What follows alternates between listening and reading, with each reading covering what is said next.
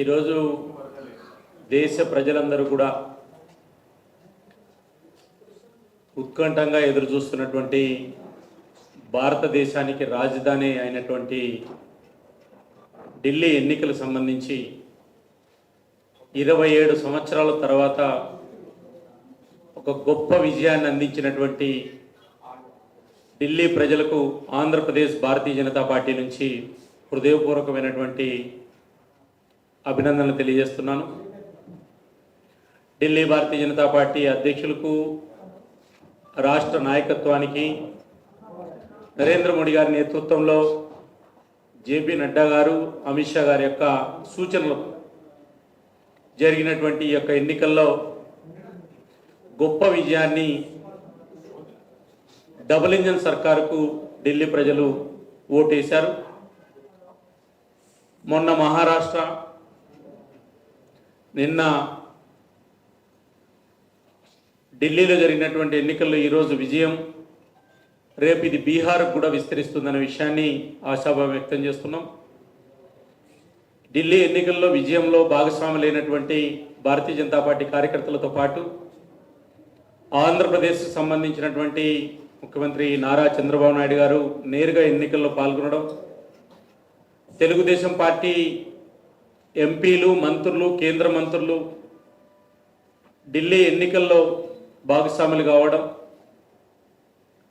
జనసేనకు సంబంధించినటువంటి పార్లమెంటు సభ్యులు కూడా ఢిల్లీ ఎన్నికల్లో భాగస్వాములు కావడం, ఎన్డీఏ విజయానికి తోడ్పాటు అందించినటువంటి పవన్ కళ్యాణ్ గారికి, జనసేన పార్టీకి కూడా ధన్యవాదాలు తెలియజేస్తున్నాను. నేను గత అనేక రోజులుగా ఢిల్లీ ఎన్నికల్లో దక్షిణాది రాష్ట్రాలకు సంబంధించినటువంటి ఓటర్లకు సంబంధించి సమన్వయం చేయడానికి ఢిల్లీలో పనిచేయడం జరిగింది. క్షేత్రస్థాయిలో ప్రజలు స్పష్టంగా చెప్పారు, ఢిల్లీలో భారతదేశ రాజకీయ చరిత్రలో అవినీతి ఆరోపణలతో జైలుకు పోయినటువంటి ఒక ముఖ్యమంత్రి పదవిని అంటుపెట్టుకొని ఈ రాష్ట్ర ప్రజల బాగోగుల కంటే కూడా నాకు అధికారం ముఖ్యం, ముఖ్యమంత్రి పదవి ముఖ్యం అని చెప్పి ఒక ముఖ్యమంత్రి పదవిని దిగజార్చినటువంటి కేజ్రీవాల్కు ఈ ఎన్నికల్లో మేము మద్దతు ఇవ్వమని చెప్పి ప్రజలు చెప్పారు. దాన్ని చెప్పిన దానికి అనుగుణంగానే ఈరోజు ఢిల్లీ లిక్కర్ స్కామ్లో కుంభకోణంలో పాల్పడినటువంటి 3 జైలుకు పోయినటువంటి వాళ్ళందరూ కూడా ఓడిపోవడం జరిగింది. సత్యేంద్ర జైన్ కానీ, కేజ్రీవాల్ గారు కానీ, సిసోడియా కానీ 3 ఓటమికి ప్రధానమైన కారణం ఈరోజు ఢిల్లీ కుంభకోణానికి సంబంధించిన విషయం అని చెప్పి నేను గుర్తు చేస్తున్నాను. ఢిల్లీ కుంభకోణానికి తెలుగు రాష్ట్రాలకు సంబంధం ఉంది. మేము ఆ రోజే చెప్పాము, ఈ తెలుగు రాష్ట్రాల్లో ఢిల్లీ కుంభకోణంలో, లిక్కర్ కుంభకోణంలో భాగస్వాములైనటువంటి పార్టీలకు ప్రజలు బుద్ధి చెప్పారు, ఢిల్లీలో కూడా బుద్ధి చెప్తారనేటువంటి విషయం.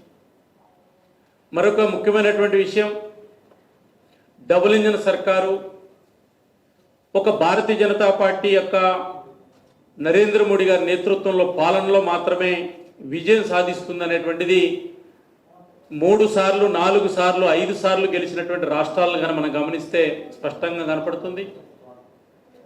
మరోవైపు ప్రధానమైనటువంటి కాంగ్రెస్ పార్టీ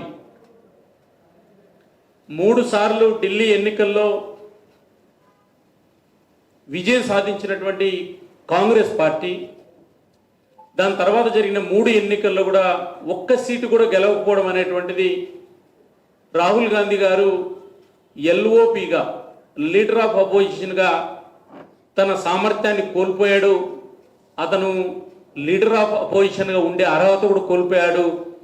నిజంగా కాంగ్రెస్ పార్టీ ఎల్ఓపి బాధ్యత తీసుకుంటే స్వచ్ఛందంగా ఢిల్లీ ప్రజలు ఇచ్చిన తీర్పును గౌరవిస్తూ రాహుల్ గాంధీ గారు రాజీనామా చేస్తే బాగుంటుందనేటువంటిది ఒక సూచన నేను గుర్తు చేస్తున్నా.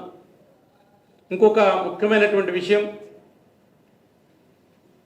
ఈ దేశ రాజకీయాల్లో నరేంద్ర మోడీ గారు, భారతీయ జనతా పార్టీ విజయం ఇదేదో ఒక సాధారణమైనటువంటి విజయం కాదు. బీజేపీ విజయం అంటే అభివృద్ధికి పట్టం కట్టడం, బీజేపీ విజయం అంటే అవినీతికి తావులేకపోవడం, బీజేపీ విజయం అంటే పేద ప్రజల విజయం, బీజేపీ విజయం అంటే ఏ మాట అయితే చెప్తుందో ఎన్నికల్లో, ఏ మాట అయితే ఇస్తుందో ఎన్నికల మేనిఫెస్టోలో ఏం చెప్తుందో అది చేస్తుందనేటువంటి విషయాన్ని ప్రజలు విశ్వసించారు. మహారాష్ట్రలో ఫలితాలు కానీ, జమ్మూ కాశ్మీర్లో వచ్చినటువంటి మెరుగైన ఫలితాలు కానీ, లేదా 2024లో వచ్చిన ఫలితాలు కానీ, లేదా ఈరోజు ఢిల్లీలో వచ్చిన ఫలితాలు, ఇవన్నిటి కూడా ఉదాహరణ ఏంటంటే ఢిల్లీలో జరిగినటువంటి ఎన్నికలు కూడా అహంకారానికి, అవినీతికి, అభివృద్ధికి మధ్య జరిగినటువంటి ఎన్నికలు ఇవి. అభివృద్ధి భారతీయ జనతా పార్టీ వైపు, ఎన్డీఏ వైపు ఉంటే, అహంకారము, అవినీతి ఆమ్ ఆద్మీ పార్టీ, కాంగ్రెస్ పార్టీ వైపు ఉంది. కాంగ్రెస్ పార్టీ చేసిన అహంపూరితమైనటువంటి వ్యాఖ్యలు కూడా మీరు అందరూ గమనించారు.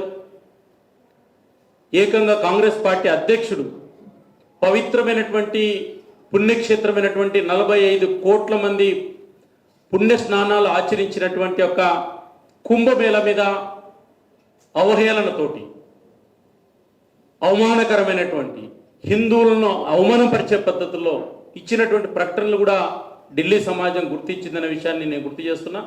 కాబట్టి కాంగ్రెస్ పార్టీ, ఆమ్ ఆద్మీ పార్టీ ఈ దేశ రాజకీయాల్లో ప్రజలు ఇచ్చిన తీర్పును ఇప్పటికైనా పునర్సమీక్షించుకోండి. ఆమ్ ఆద్మీ పార్టీ అనేటువంటిది ఈ దేశ రాజకీయాల్లో ఒక మునిగిపోయేటువంటి నావ. ఏదైతే ప్రజలకు అబద్ధాలు చెప్పి, మోసాలు చేసి, తప్పుడు మార్గాలు ఎంచుకొని డబ్బు కోసం కక్కుర్తిపడి ఒక అవినీతి పార్టీగా మారిపోయినటువంటి ఆమ్ ఆద్మీ పార్టీ ఈ దేశ రాజకీయాల్లో ఉండడానికి ప్రజలు తిరస్కరించారనేటువంటి విషయాన్ని నేను గుర్తు చేస్తూ, మరొకసారి ఢిల్లీ ప్రజలకు మద్దతు ఇచ్చినటువంటి తెలంగాణ, ఆంధ్రప్రదేశ్, దక్షిణాది రాష్ట్రాలకు సంబంధించినటువంటి ఢిల్లీలో స్థిరపడినటువంటి వాళ్ళందరికీ కూడా మరొకసారి ధన్యవాదాలు తెలియజేస్తున్నాం.